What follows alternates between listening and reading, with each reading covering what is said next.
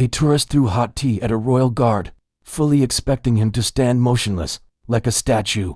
But with one deliberate movement, the guard shattered that illusion and everything changed. The crowd gasped, and the tourist's smug grin disappeared. In an instant, what happened next stunned everyone. Before we dive into the full story, let us know in the comments where you're watching from. And don't forget to subscribe. Tomorrow at the same time, we'll bring you another powerful story of the royal guard's unmatched courage and discipline. You won't want to miss it. Dawn broke over the ancient stones of Buckingham Palace, painting the courtyard in hues of gold and amber as early morning tourists began their pilgrimage to witness one of Britain's most enduring traditions. Among them stood guard Thomas Wells, motionless as a statue carved from flesh and bone, his crimson uniform a brilliant slash of color against the gray morning sky. He had maintained his vigil for precisely 134 minutes, his breathing measured and controlled, his gaze fixed on a point beyond the gathering crowd where duty and honor intersected in ways civilians could never fully comprehend. The weight of his ceremonial rifle had long since become an extension of his own body, as familiar as his heartbeat after countless hours spent in far more dangerous places than this tourist-filled courtyard. His scarlet tunic bore the insignia of battles fought in desert sands and mountain passes, though few who photographed him would ever understand the true cost of earning such decorations. The morning chill bit through the wool, but Wells had endured far worse discomfort in service to his country. In places where standing still meant survival and movement meant death, within the swelling crowd, a young man named Ryan Mitchell moved with the swagger of someone who had never faced genuine adversity. 22 years of comfortable living had bred in him a casual disrespect for authority and tradition, viewing the world through the lens of social media metrics, where controversy translated directly into currency. His companions trailed behind him like satellites orbiting a planet of manufactured drama, their smartphones already positioned to capture whatever spectacle their leader had orchestrated for this particular morning. Ryan's destination was the modest tea cart operated by Mrs. Florence Hartwell, a widow who had spent 17 years serving warm beverages to chilled tourists. While watching over the guards with maternal concern, she had witnessed countless seasons change around these ancient walls, had seen proposals and celebrations, quiet moments of reflection and boisterous displays of national pride. Yet something in this particular young man's approach set her nerves on edge, though she couldn't quite articulate why his confidence felt so threatening. The order came with theatrical flourish: the hottest possible tea, extra sugar for energy, delivered with a grin that never quite reached Ryan's eyes. Mrs. Hartwell prepared the beverage with practiced efficiency, the steam rising from the ceramic cup like incense in a cathedral. She had no way of knowing that her simple act of service was about to become complicit in an assault on everything she held sacred about British tradition and military honor. Wells observed the transaction through peripheral vision honed by years of combat training, his senses automatically cataloging potential threats while maintaining the stoic composure demanded by his position. In Afghanistan, he had learned that danger rarely announced itself with fanfare. It typically approached, wearing the mask of normalcy, disguised as something harmless until the moment it revealed its true nature. Every muscle in his body remained relaxed, yet ready, embodying the paradox of peaceful strength that defined his service. The young man's friends ranged themselves in a careful semicircle, their devices creating a digital amphitheater designed to capture maximum dramatic impact. Years of consuming viral content had taught them the precise angles and positioning required to transform cruelty into entertainment, to package human dignity as consumable commodity. Their whispered encouragements grew bolder as Ryan approached his target, their cameras already streaming to audiences hungry for the next trending scandal. A subtle shift in the crowd's energy marked the moment before chaos, that peculiar tension that precedes violence when civilized people sense they are about to witness something that will challenge their faith in human decency. Parents instinctively drew their children closer, elderly visitors exchanged worried glances, and seasoned tourists who had witnessed countless changing of the guard ceremonies recognized that this morning would be different from all the others. Ryan raised the steaming cup high above his head like a weapon forged from ceramic and scalding liquid, his voice cutting through the morning air with all the casual malice of a generation raised on consequence-free cruelty. "Let's see if this tin soldier can actually feel anything." The words carried across the courtyard with the force of a thrown gauntlet, a challenge to dignity itself issued by someone too ignorant to understand what he was truly attacking. The tea left the cup in a perfect arc of liquid destruction, striking Wells' chest with enough force to send steam rising from the impact point. Like smoke from a battlefield wound, the scalding beverage soaked through layers of ceremonial wool and cotton, reaching skin with temperatures that would have sent any ordinary person stumbling backward in shocked agony. Yet Wells remained absolutely motionless, his breathing unchanged, his expression carved from stone, absorbing this assault on his person and his profession with the same unwavering dignity he brought to every aspect of his service. Not a single muscle twitched in response to what must have been excruciating pain. No sharp intake of breath betrayed the burning sensation spreading across his torso. Not even the smallest flicker of his eyelids acknowledged that anything had occurred beyond the normal course of his duties. He stood as immovable as the very foundations of the monarchy he represented, his silence more powerful than any angry response could have been. The crowd's collective gasp created a moment of crystalline silence, broken only by the obscene sound of Ryan's laughter echoing off ancient stone walls. His followers joined in with nervous energy, their mirth feeling increasingly hollow as the gravity of their actions began to penetrate even their social media-addled consciousness. They continued recording, documenting their own moral bankruptcy with the dedication of historians preserving their civilization's decline.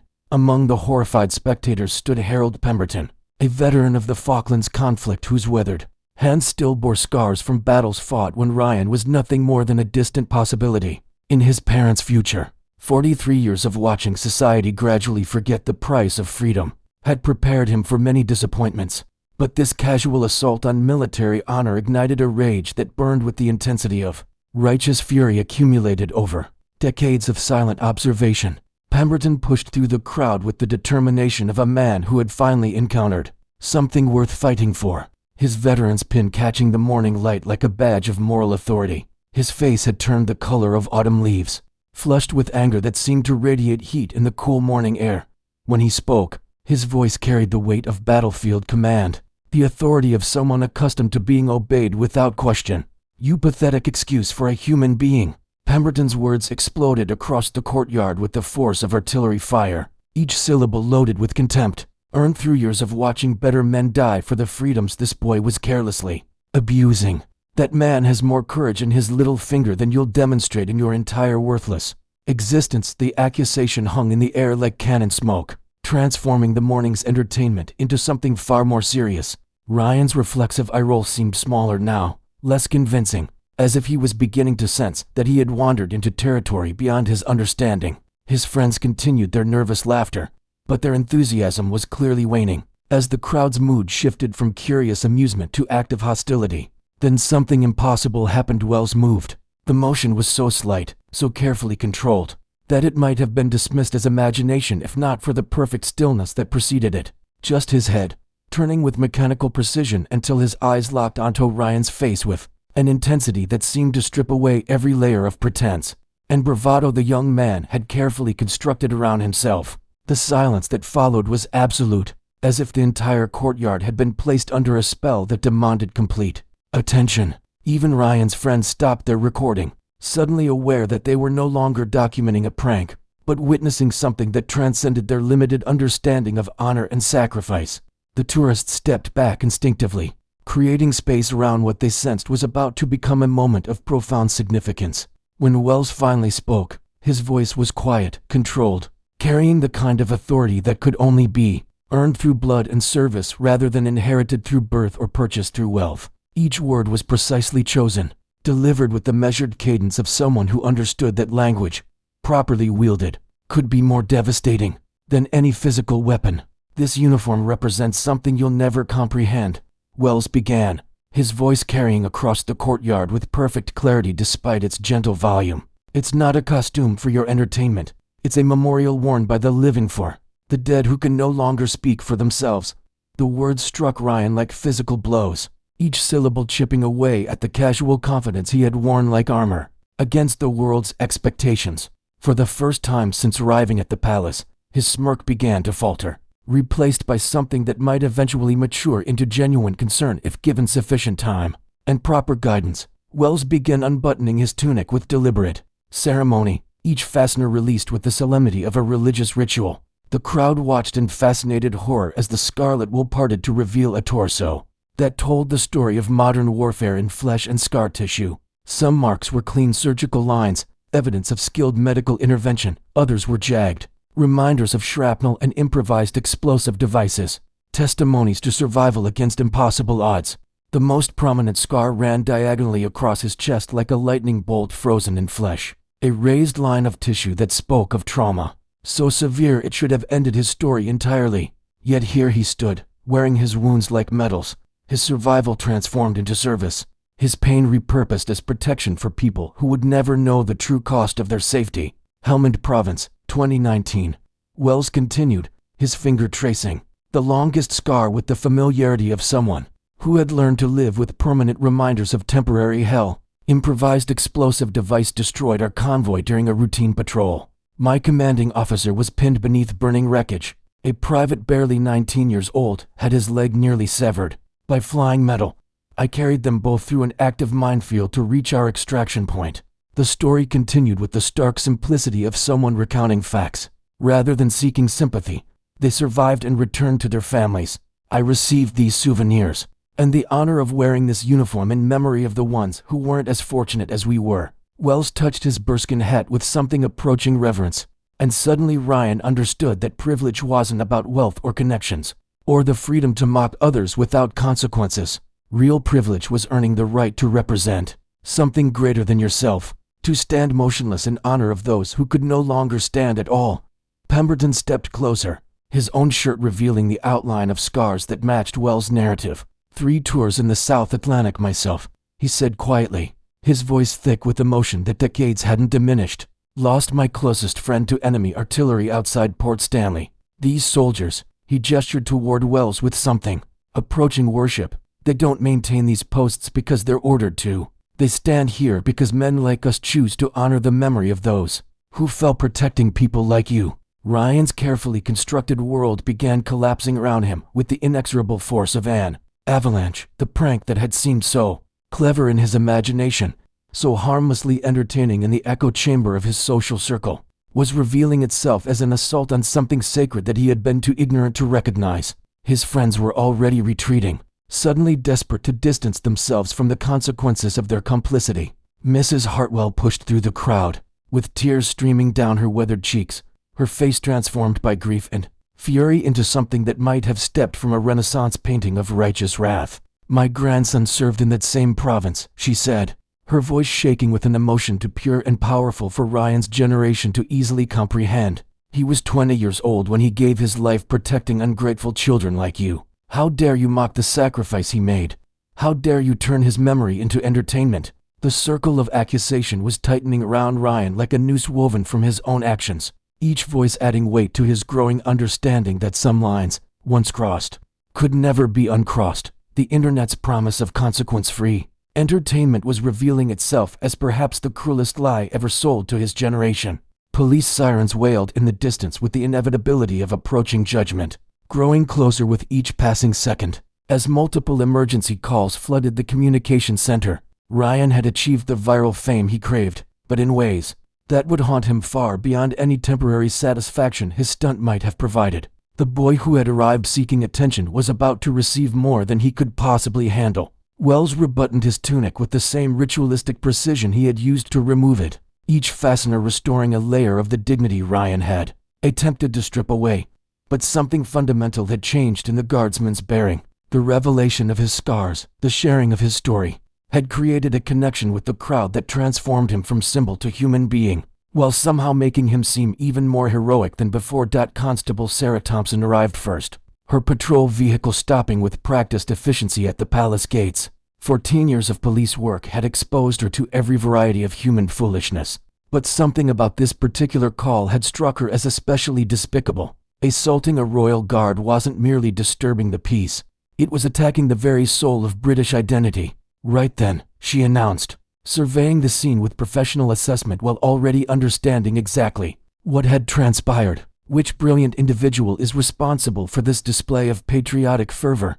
Her sarcasm was sharp enough to cut glass, her contempt for Ryan's actions evident in every syllable. The crowd parted with biblical efficiency, leaving Ryan exposed and isolated at the center of their collective disgust. His friends had melted away into anonymity. their loyalty extending only as far as their own self-preservation allowed. The young man who had surrounded himself with followers discovered that leadership meant standing alone when consequences finally arrived to collect their due. Ryan's bravado finally crumbled completely under the weight of actual authority, his carefully cultivated image of rebellious confidence collapsing like a house of cards in a hurricane. Faced with a real police officer rather than a silent guardian, confronted by genuine consequences rather than imagined entertainment, he seemed to physically shrink into himself. It was meant to be harmless, he mumbled, the words sounding pathetic even to his own ears, his voice barely audible above the crowd's murmur of continued outrage. The excuse felt hollow even as he spoke it, a defense mechanism that had worked in school cafeterias and family dinners, but seemed laughably inadequate in the face of real justice. Harmless? Constable Thompson's eyebrows rose toward her hairline. In theatrical disbelief. Assaulting a member of Her Majesty's Armed Forces carries a maximum penalty of 5 years. Imprisonment under the Armed Forces Act.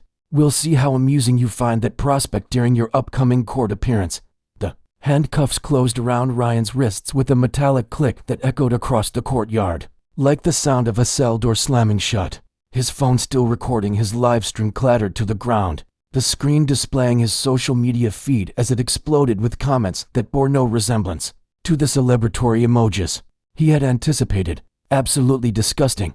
Throw away the key. Complete disgrace to his generation. The internet's judgment was swift and merciless. His moment of manufactured fame transforming into public humiliation that would follow him far longer than any prison sentence.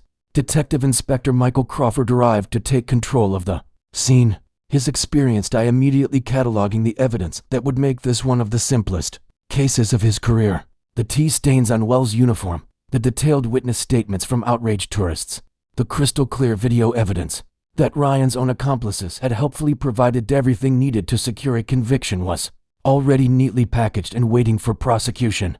6 weeks later, Ryan Mitchell found himself navigating the sterile corridors of St. Bartholomew's Veterans Hospital, his court-ordered community service feeling less like punishment and more like penance with each paw. Sing Day, the wheelchair he pushed belonged to Staff Sergeant David Morrison, who had lost both legs to an improvised explosive device in the same Afghan province where Wells had earned his scars. Morrison rarely spoke during their daily excursions, but his silence carried a weight that was gradually crushing Ryan's remaining defenses against genuine self-reflection. The hospital was populated by broken bodies housing unbroken spirits, men and women who had sacrificed portions of themselves for people who would never learn their names or understand the true cost of their freedom.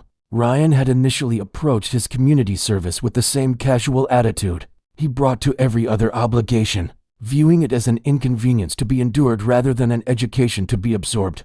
But daily exposure to authentic sacrifice was slowly burning away his cynicism, revealing something that might eventually mature into wisdom given sufficient time and proper nurturing. Harold Pemberton had become a regular fixture at the hospital, partly to monitor Ryan's progress and partly to spend time among men who understood his own struggles with civilian life. After military service, he watched the young man's gradual transformation with the patience of someone who understood that genuine change happens slowly, one conversation at a time. Like erosion carving canyons from solid stone, the tea thrower is actually learning something, Pemberton remarked to Morrison as they observed Ryan struggling to help a double amputee veteran retrieve a book from a shelf position just beyond his reach. The task should have been simple, but Ryan's complete inexperience with physical limitations was making him clumsy and increasingly frustrated with his own inadequacy. Morrison produced a sound that might have been laughter if filtered through gravel and concrete. "Mixer. Takes time," he replied philosophically. "I wanted to declare war on every civilian for my first year back home. Had to learn they weren't enemies, just ignorant. Sometimes ignorance can be cured if you find the right medicine." Ryan overheard their exchange and, for perhaps the first time in his adult life, didn't bristle at being discussed in third person. He was beginning to understand that he had earned his status as a cautionary tale, that his reputation was something that would have to be rebuilt one small action at a time, like constructing a cathedral with individual stones of demonstrated character. Meanwhile, at Buckingham Palace, Thomas Wells had resumed his duties with a transformed understanding of what his presence meant to the people who encountered him.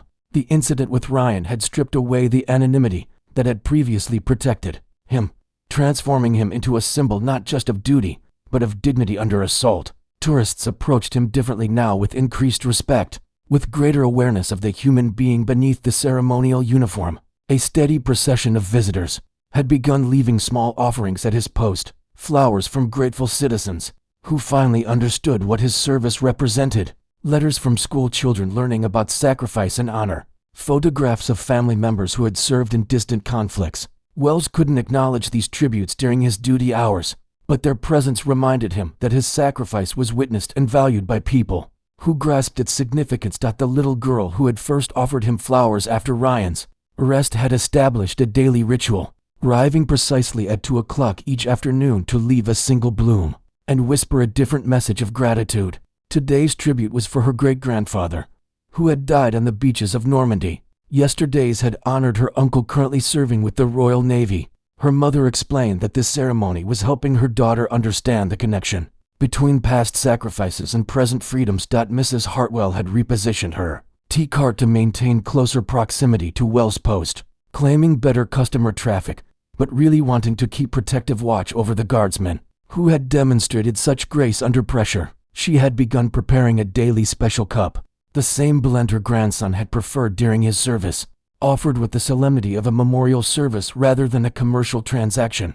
Wells had never accepted refreshments while on duty before the incident, but something about her offering transcended military regulations. It was communion rather than consumption, a sharing of grief transformed into gratitude. The media attention had eventually faded, as it inevitably did, but the story had embedded itself in the national consciousness as a reminder that some things were worth defending with dignity rather than responding to with anger. As evening descended over Buckingham Palace on this anniversary of the tea incident, Wells prepared to be relieved by the next guard in an ancient ritual that connected him to centuries of British military tradition. His shift was ending, but his duty continued through his replacement, part of an unbroken chain of service stretching back through generations of soldiers who had chosen honor over comfort, sacrifice over safety. News had reached him that morning of Ryan's request to extend his community service beyond the court-mandated minimum, not as additional punishment, but as evidence that the young man was finally beginning to comprehend what service actually meant. Perhaps there was hope for redemption after all, for transformation that went beyond mere compliance with legal requirements.